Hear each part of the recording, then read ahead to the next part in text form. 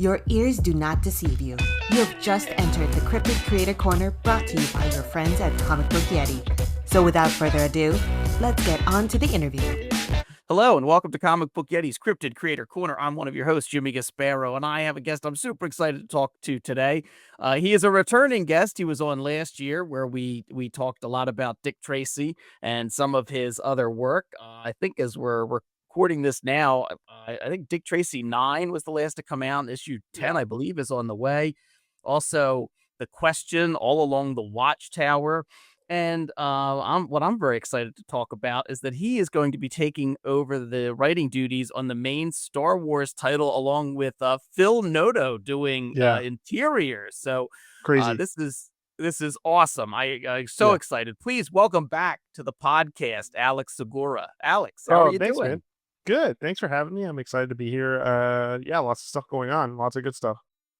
Yeah, I went and I know this is it's a podcast, but just for the folks who do watch it on YouTube, I did went and grabbed all my recent Dick Tracy number Oh, thanks.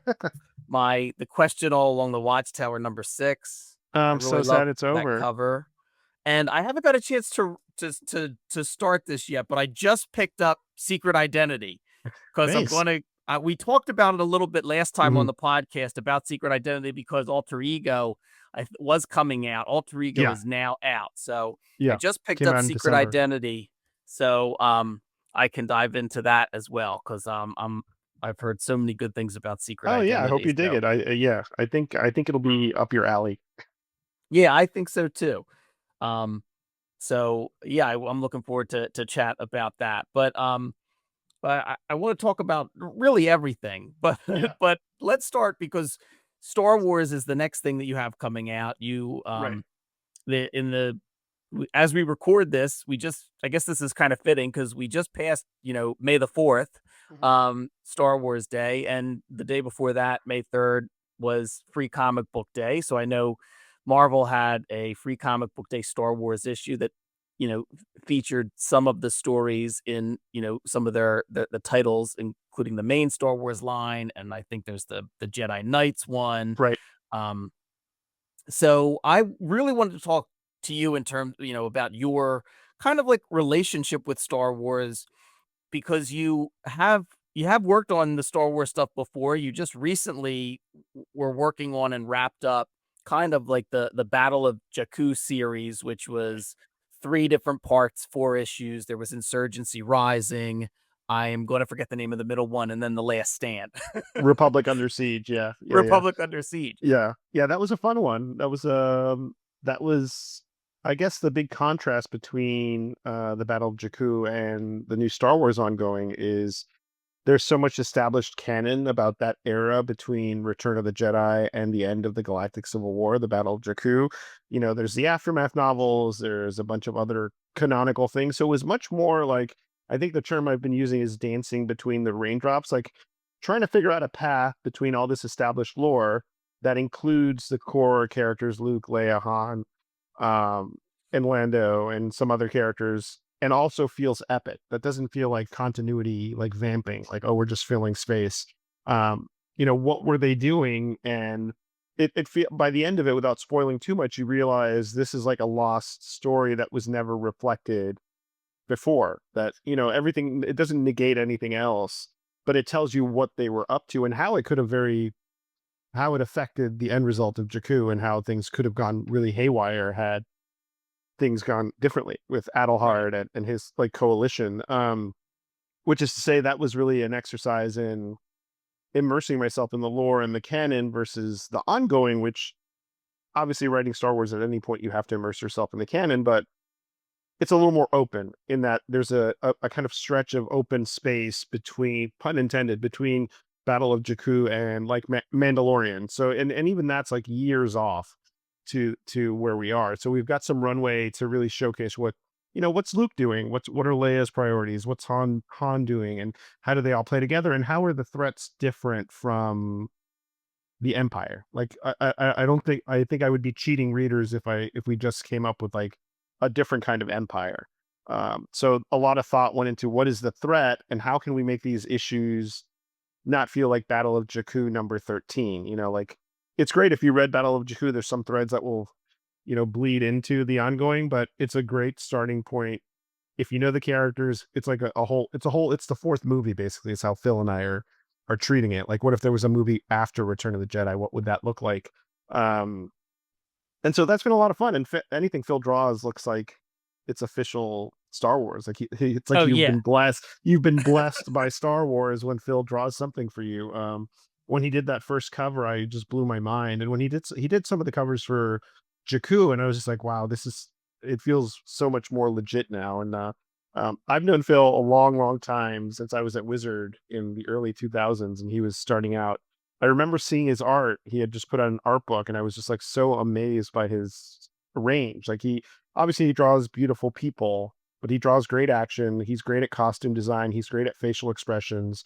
He can say a lot in a panel that it would take me like tons of captions to relay that level of emotion and subtext. So yeah, it's really been a treat just to work with Phil and to work with my editors, Mark and Mikey at Marvel. And um, it's an honor to like be driving this car. So I can only imagine. I mean, I haven't read, everything and seen everything in Star Wars, but as a kid, like that was yeah, huge. I mean, as I sit here, I can look over. I still have my Darth Vader case with my action figures that nice. have moved Yeah, from like house to house to house. you get it. Um, Yeah. yeah. Um, eh, so I haven't seen everything, but I'm familiar with um some of the comics, at least in turn. I mean all the movies, but Mhm. I am familiar with Chuck Wendig's Aftermath trilogy. Yeah. And one of the things I was thinking about with the Battle of Jakku, you talked about it a little bit, kind of like threading the needle. When you take on a character, like something like the Question, like you did in All Along the Watchtower with, Mhm. with Renee Montoya, you have a history there. And so you Right. kind of want to be mindful of the history and the characterization, but you're telling a brand new story. Renee's been put in charge of the Watchtower and the idea of the Justice League Unlimited. So Right. you have that backstory to be mindful of, but you're really telling something new. Um, and I have to think it has to be a whole other different animal because yeah, the story with Battle of Jakku was like a big part of especially the last novel, Empire's End of the Aftermath trilogy. So you have to try and, find a way to to like you said, not just, you know, fill in the gaps for the sake of filling in the gaps. Right. Like you have to like kind of fit it in because you kind of know the beginning and the end with a focus on different characters, but also you tell a compelling story. You don't want someone to, oh, yes, I did wonder what, you know, Yeah. Chewbacca was doing after the liberation of Kashyyyk. Like, but Yeah. there You didn't has to want it be to a feel. You reason don't. behind it, right? Right. You don't want it to feel like filler. Like, oh, you're just kind of uh vamping until we get from point A to point B, because we knew it was going to end obviously on Jakku with the Star Destroyer crashing down onto the surface. We knew like Ben Solo would cap off the series when he's born, but the middle part has to be interesting. It's 12 issues. Like, they're going to collect Right. it as a maxi series, which I always envisioned it as one big story. So it's split into three miniseries, but three miniseries with a beginning, middle, and end, and kind of, but each of those pieces are then the beginning, middle, and end of the bigger story. So it was hard. It was a challenge. I'd never written, I guess, that many comics so quickly. Like, Because it but came out like every week, right? right, it came out like every other week, and so some great artists: Leonard Kirk, Stefano Raphael, Jethro Morales, Luke Ross did some stuff. Some amazing cover artists. So it felt like I felt very much like the spotlight was on, and we had to deliver something fun and entertaining that felt classic, that felt it had to feel epic enough. It had to feel like this is a real threat, not just uh an episode. Like, this is a movie villain, like and Adelhard had gotten was interesting to me because there wasn't a lot of his history fleshed out, and a lot of his like motivation, and a lot of where he could go. We had this one snapshot from this game, but it wasn't super there was a lot of room to add to his mythos, I guess, and to make him, try to make him comparable to some of the greater Star Wars villains. Right. And so when you're thinking about putting a story like that together, and I'm sure, you're working with editorial Mhm. and, also I'm not someone who's super concerned about continuity. I'm sure there's some things that are different because, you're telling a different story than they told Right. in Aftermath, and some things that work in a prose novel aren't going to work in a comic or aren't going to work to hit the story beats that you want to tell. Right. But I would think that you have to have some type of, anchor, because you're more focused on the main, the original trilogy cast in Battle of Jakku. So, like, what do you have to do in terms of figuring out the stakes, or is it you focus more on like character, or is it just that you like anchor everything and fleshing out Adelhard's story? The first thing I did was like create a timeline. I mean, there's obviously the Star Wars timeline, literally a book that is right by my desk that I look at very frequently, but I wanted to know where each of the players were and what the timeline of the Battle of Jakku. Like, we were basically the gap between uh you know the end of Endor and Jakku is about a year. So where Yeah, was Luke? Where was Leia? Where was Han? Where was Chewie? Where was Lando? And then how can we add to their experiences? I really liked the pairing of Luke and Rin Zanat, who is a new character, and she's very much where Luke was at the beginning of the trilogy. Like, she's a young pilot. She's got a secret backstory that we don't really discover until the end of the Jakku series. So I like their interplay. And then I like pairing each of, I paired Leia with Kith Alacia, which she's a double agent that ends up you find out she's working for the Republic and she's found her way. She's kind of snuck her way onto Adelhard's ship, working for the Empire. So there's a lot of like double crosses, and so the first step was building that timeline. Like, where are they? And that guided me towards what they could do, what else they could do. Because, okay, it's established that Luke has to be here because of this video game or this cameo, or this flashback. And so then I tried to weave a meaningful story that felt substantial through those hoops. But I didn't want it to be contingent on those hoops, if that makes sense. I didn't want to like move the entire narrative just to fit one thing. Like, if Luke right. has to go there, then he will go there, but the rest of the story can be happening here. um, but to your question, I mean, we tried our best to make sure everything synced up. I'm sure someone somewhere on the internet found something that was off or that didn't sync up perfectly, but um, that's just kind of how it goes with big Oh yeah, multi-platform IP franchises. That yeah, you do your best and you work with the people that are part of the team, and you try to make it work. I mean, I love Chuck's novels. I thought they were great. I read a lot of the stuff that happened around then. I read a lot of the stuff leading up to Endor. A lot of the Greg Rucka stuff I thought was great as well. And so you just hope it syncs up, and I think at the end of the day, as a big overarching story, it worked. And so yeah. yeah. Yeah, yeah, I mean, I haven't read all of it, but what I checked out, I really liked. I love the artwork. There is Yeah. somebody on the there is I did, researching for this because I was curious, and there is somebody on the internet that did like like Oh, really? to match up the continuity. And I want to say like they they uh they were very happy. Like Oh, good. Yeah, the like verdict I was good. Okay, read great. the verdict was good. I think I don't know what it was, but there was one quibble about something, but they were like, for the most like, it was very interesting. It was like, well, this must have happened after this. But they were like, overall, they were like, hey, I think Yeah, it's I mean, a really lot of good. It's work a went fun, into. exciting story. Good. Yeah, I mean, we tried really hard to make sure it all synced up, but you don't want to sacrifice continuity. You don't want to sacrifice story for continuity, is my point. Like, Yeah. Yeah, I agree. if it was like, oh, but Luke is here today, so he can't be on this ship that's going to be the main action point of the story, you make it work. You try to, Right. kind of squint and accept that maybe he just got there really fast. It's the same kind of continuity stuff that allows, in the 90s for Wolverine to be in like 10 titles. Maybe not the same, but it's the same idea. Like, it's story, and you try to enjoy it for Yeah. what it is. But Yeah. yeah, it was a blast. It was a great time. I had a great time working on that. No, that's awesome. And so like when you get a job like this, when is there are there and moving on from Jakku now into like the main Star Wars title.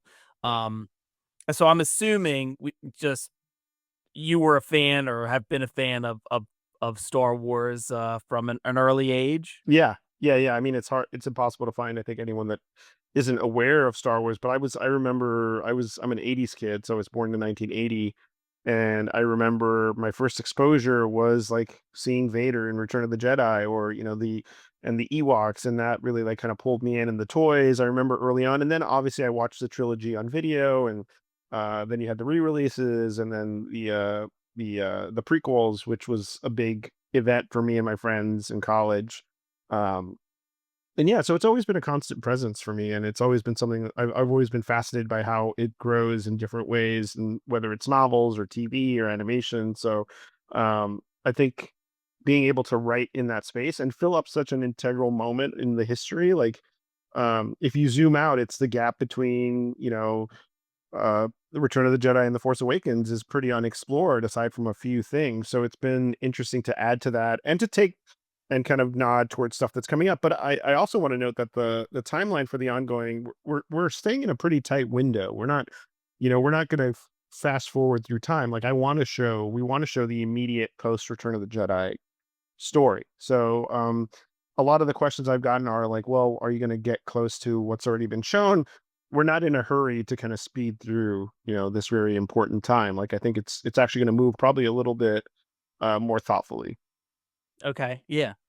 Well, I mean, there is so much that is like you said left, unexplored in that Hmm. era. Like there are a couple of things, but and we see with some of the different Star Wars media that like they're still, even when you know the beginning and end of the story, there's still like so much rich storytelling. Like if you Yeah. look at like Andor and the story that they're telling there, Oh yeah, it's you so know, good.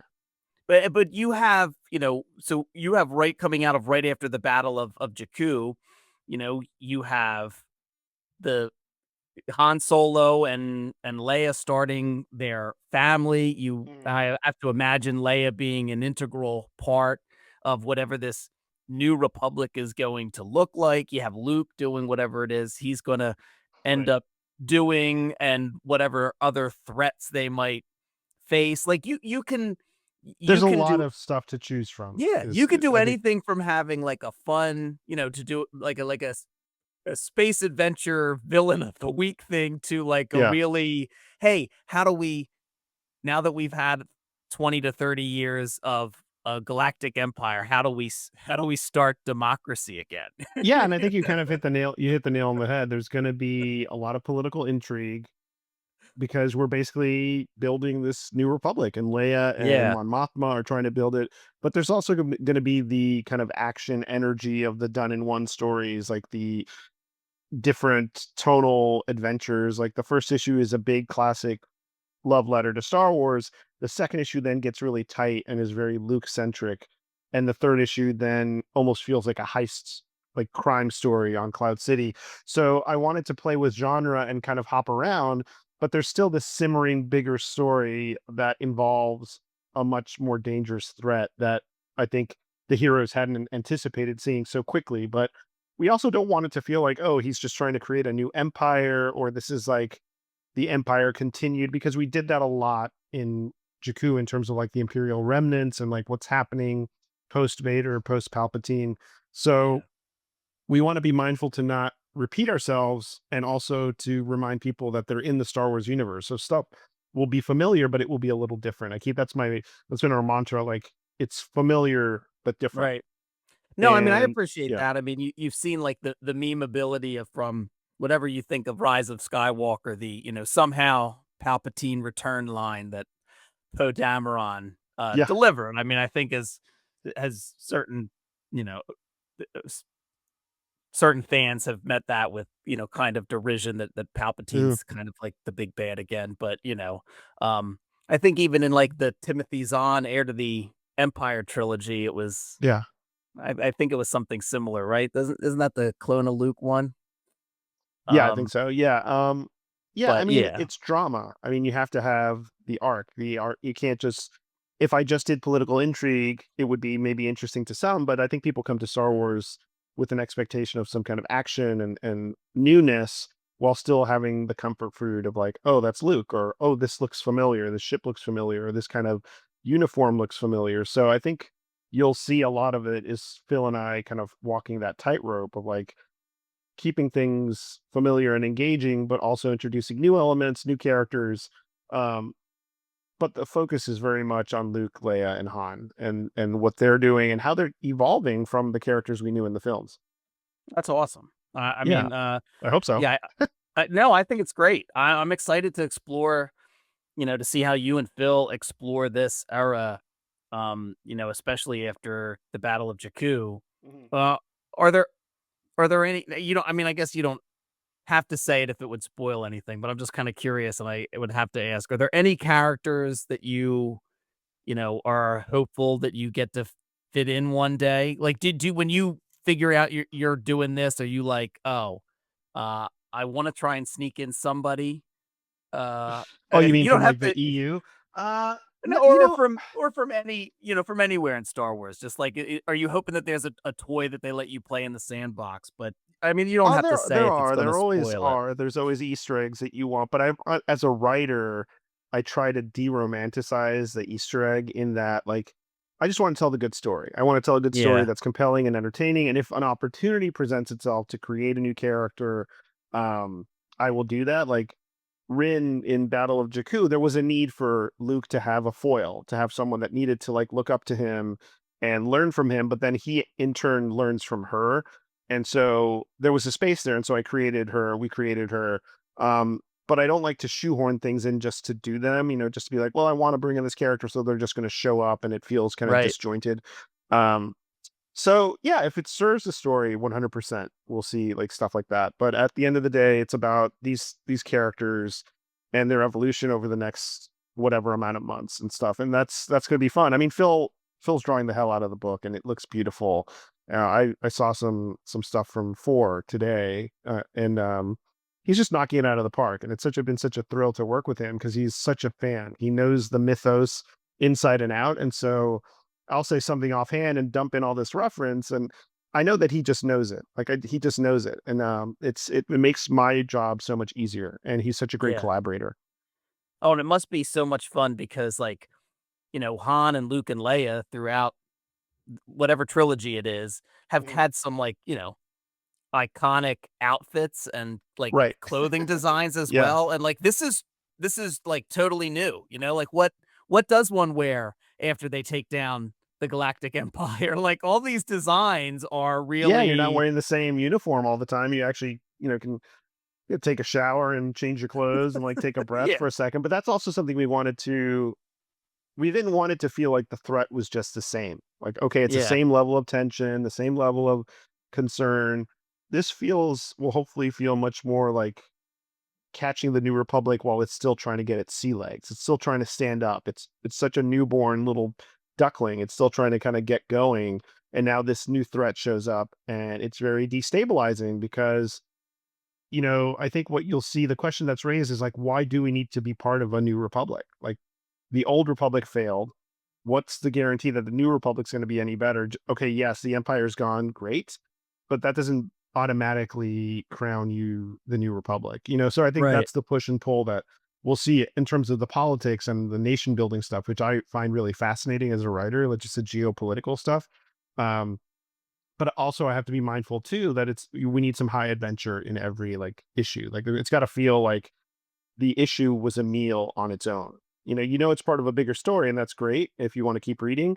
But each issue feels like its own little cinematic moment, and that's a Right. testament to Phil, and it's also something that I try to be mindful of in the writing side. Yeah. Well, I mean, speaking of that, that's actually kind of I think a good pivot point because I wanted to talk a little bit about the question all along the Yeah. Watchtower Hmm. because I'm a big fan of the character of the Thank you. question in all All all iterations. iterations, but really Renee Montoya and talking about a DC comic that has a big cast of characters Yeah. and plenty of action, and yeah, it's you and Cian Tormey, or if I'm Kian. saying Kian. Yeah. Yeah, apologies. No worries. Cian Tormey, whose artwork is fantastic, and you have so much like fun superhero action set Mm. pieces throughout the comic.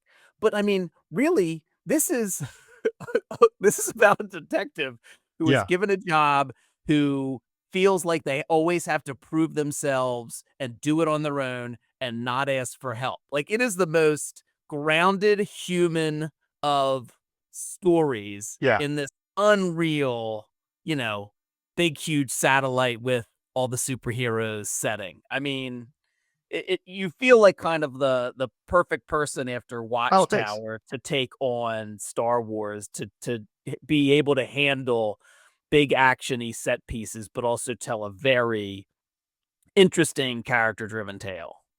Yeah, thank you. I had gotten the chance to write a few short Renee stories leading up to All Along the Watchtower.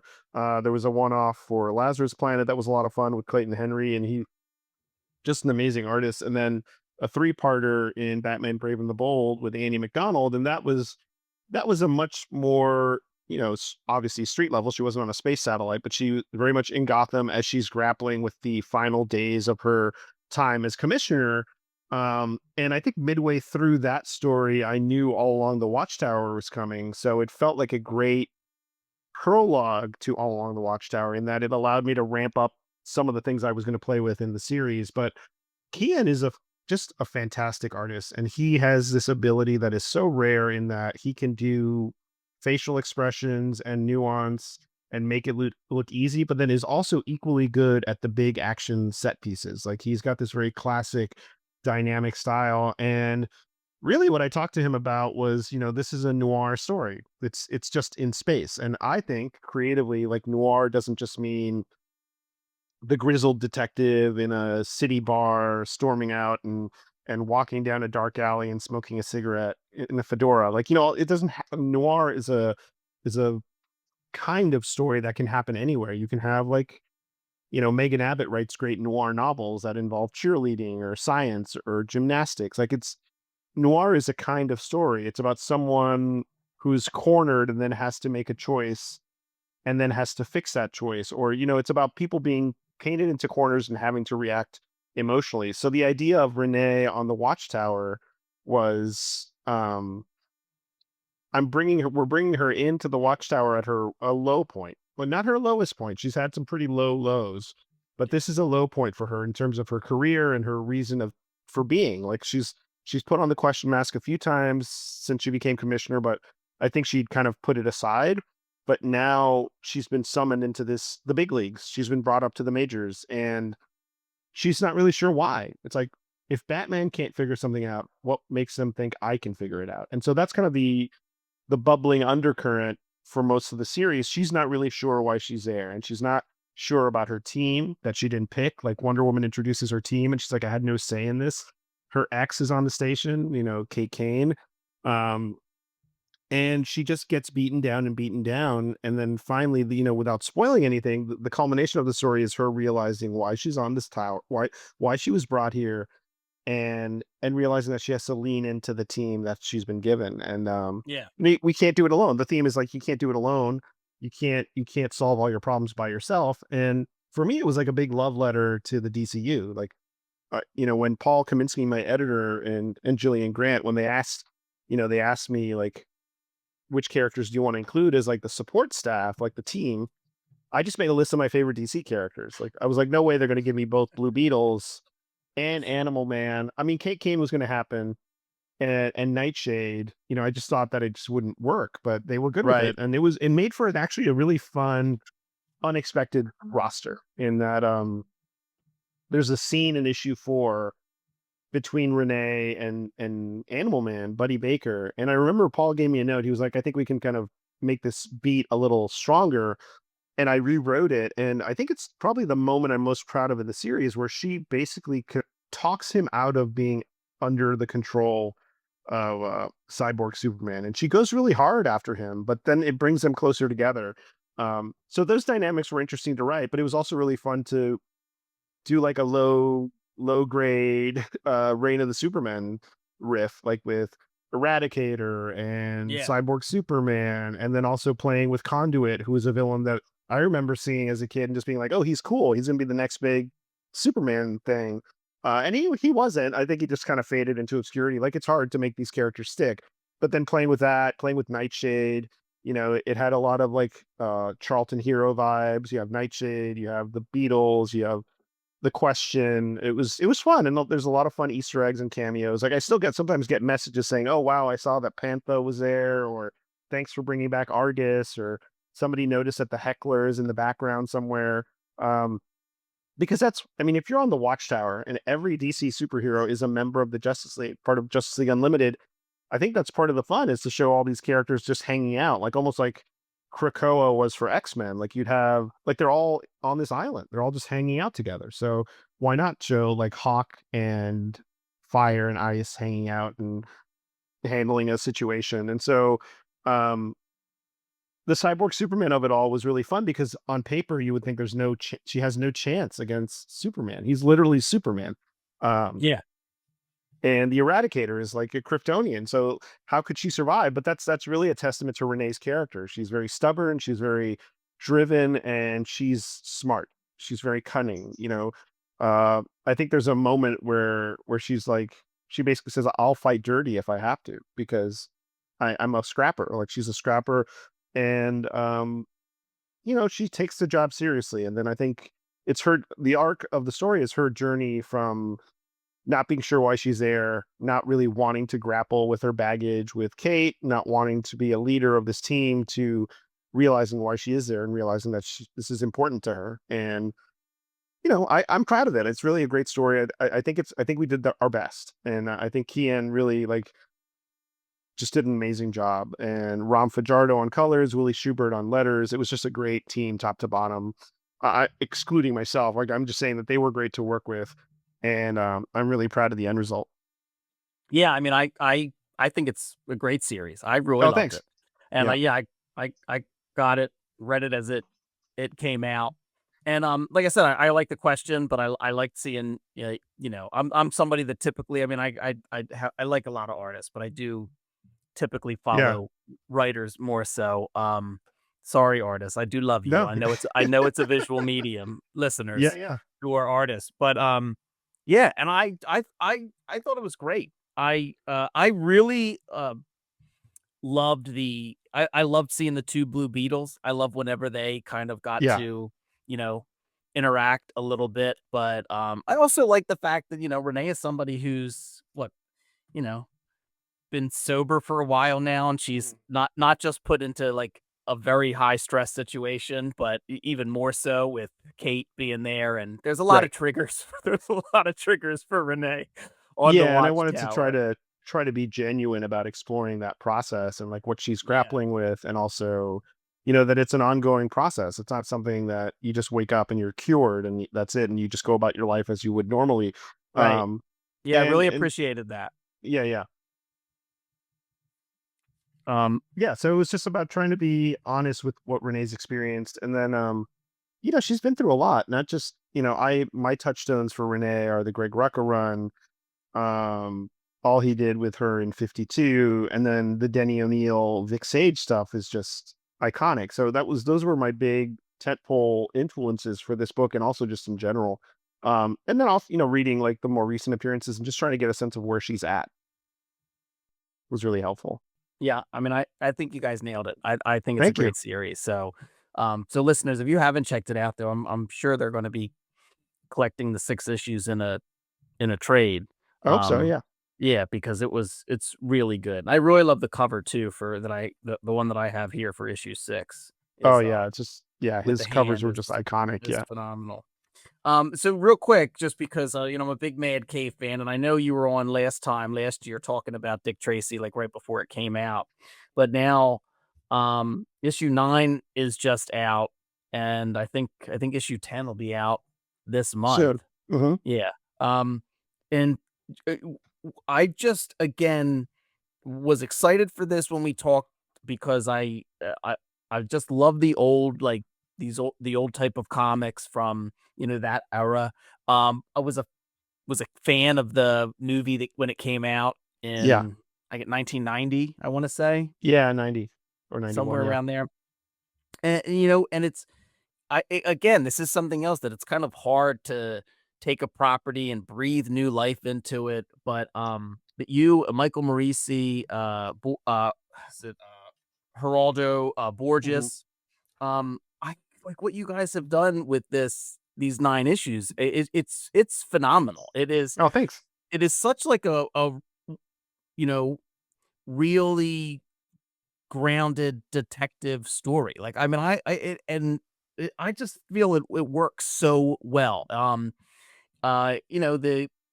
The old serial strip is its own thing. The movie is its own thing. What, Mad Cave and all of you have created in this comic. I love the character Dick Tracy. I love Pat. I love how like Yeah, brutal it is at times. It just it is really brutal. feels like its own thing, and really, you know, stands up very well. On its own.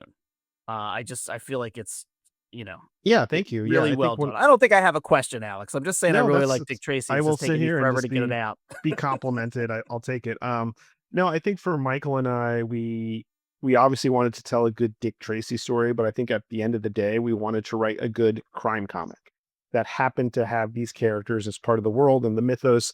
I've always been impressed by Dick Tracy's rogues gallery. I think he's got one of the best rogues galleries in comics, newspaper strips.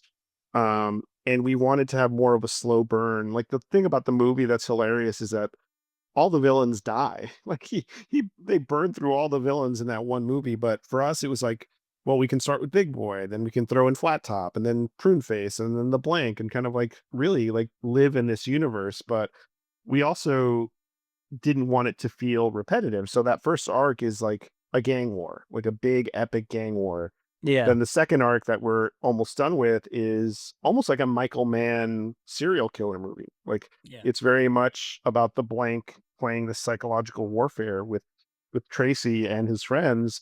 And then the third arc, which we're kind of chugging along already, is much more espionage and a little more global than we're used to. So um, I think we just want to try and tell grounded stories with these characters. And I think the high concept we used was what if they did like Casino Royale or LA Confidential meets Dick Tracy, like really grounded and stylistic, but also um, adult, but not like adult for the sake of being extreme, but just like this isn't a, the newspaper strip you're familiar with because that exists and is great on its own. Like you can keep reading it.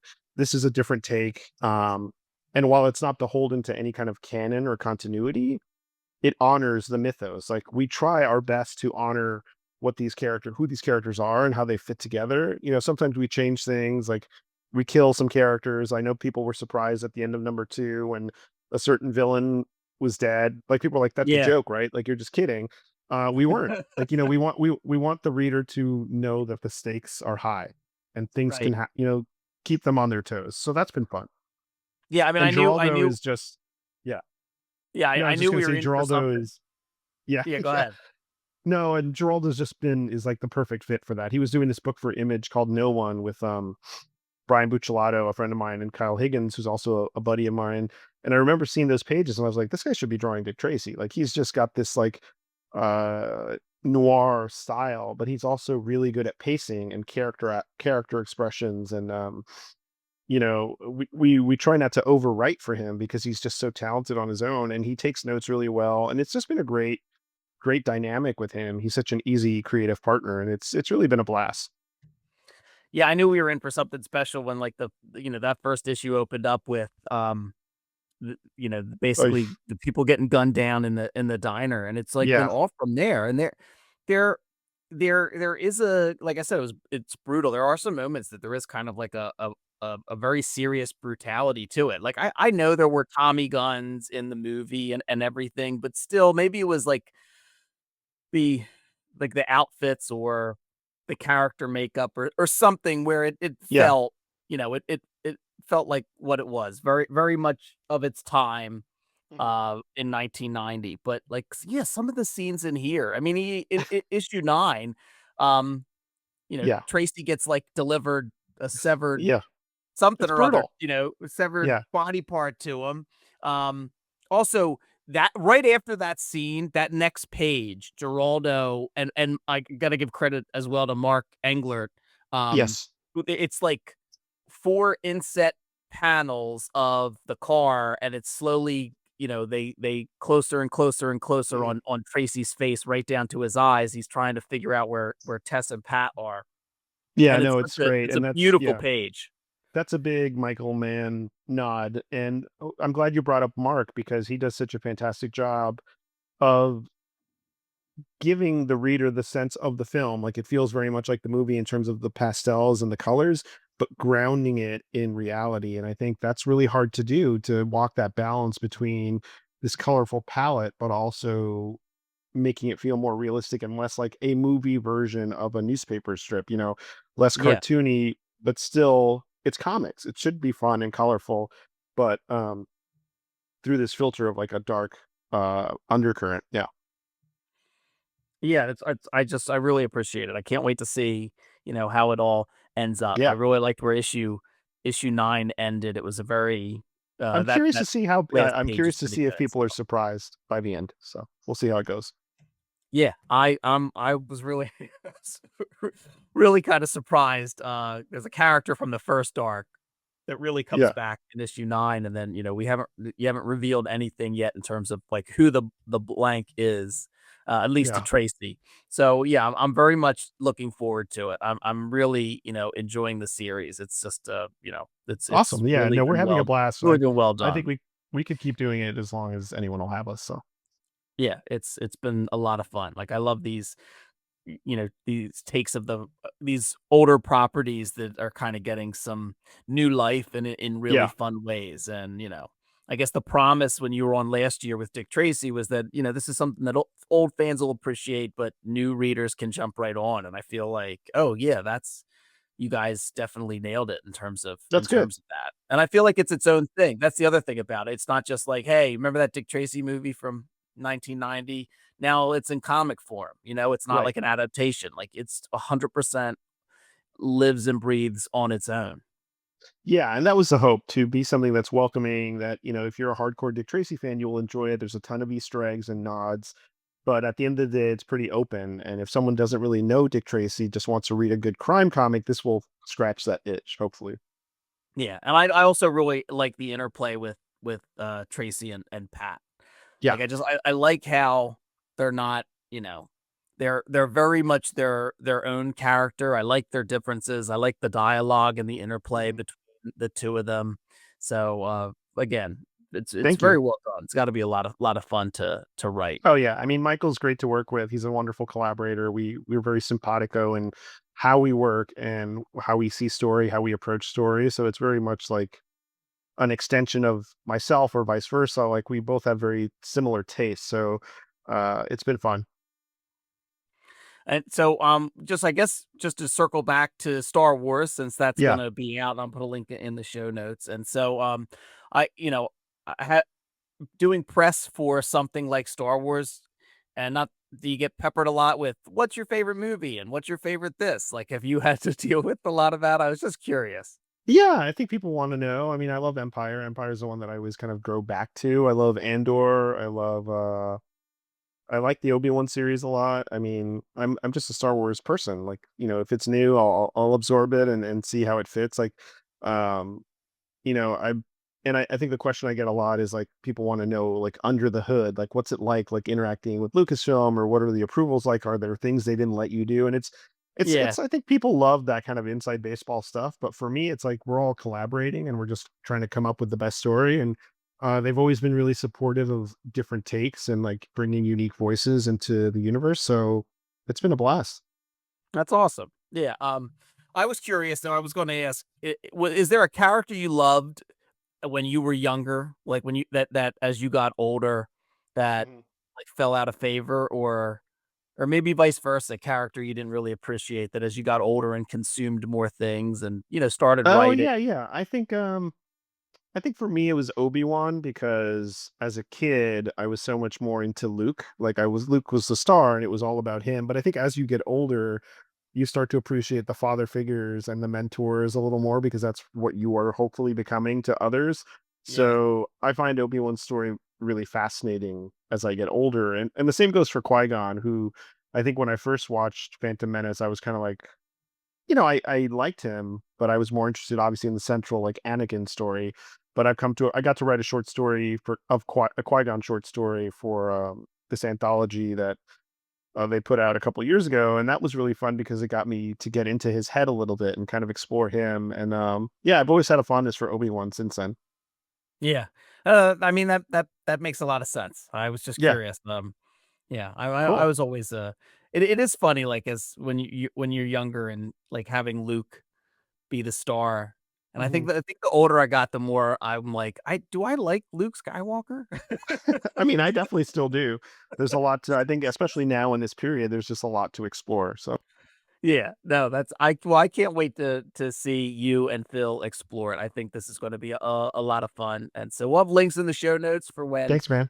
first issue is out. But yeah, thank you for coming on the podcast again, Alex. And listeners, I mean, if you haven't read Dick Tracy, go ahead, get it. The Question All Along the Watchtower. We're going to get the new Star Wars. And yeah, I'm reading Secret Identity now. So Thank you.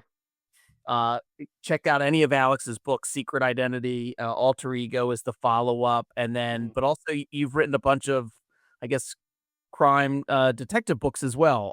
Yeah, I wrote 5 PI novels set in Miami, the Pete Fernandez Pete quintet. Fernandez, right? Yeah, Yeah, okay. I wrote an Encanto novel. I've written a Star Wars novel, Spider-Man novel.